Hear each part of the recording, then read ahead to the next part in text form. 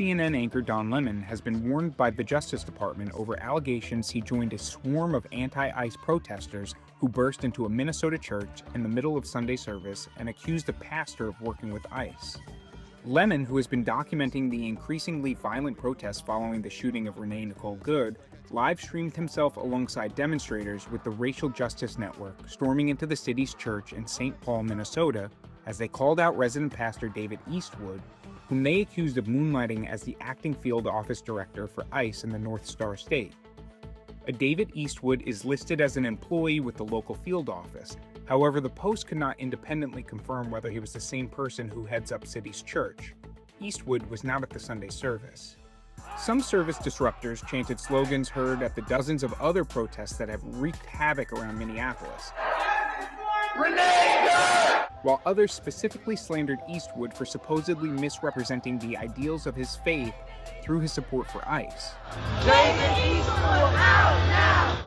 Lemon spoke with the congregation's lead pastor, Jonathan Parnell, who said the bombardment was shameful. I mean, this is unacceptable. It's shameful. It's shameful to interrupt a public gathering of Christians in worship. The Department of Justice is probing the demonstration at the church for potential violation of civil rights laws, specifically for interfering with Christian worshipers, according to a post on X. Harmeet Dillon, the Justice Department's Assistant Attorney General for Civil Rights, chided Lemon on social media. A house of worship is not a public forum for your protests. It is a space protected from exactly such acts by federal, criminal, and civil laws, nor does the First Amendment protect your pseudo-journalism of disrupting a prayer service. You are on notice, she wrote. In a follow-up post, she noted that the FBI has been activated and accused the protesters of desecrating a house of worship. Lemon has dismissed calls for him to be prosecuted for joining in with the group and defended his actions as protected under the First Amendment. The MAGA administration and the fake news MAGAs are losing their mind over something that's not even true, Lemon said, claiming he had no affiliations with the organization, defending his actions as, quote, an act of journalism. Guy here, look, hugging his kid.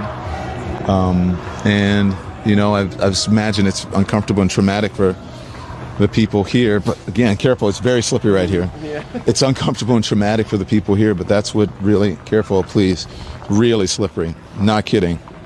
That's what protesting is about, and so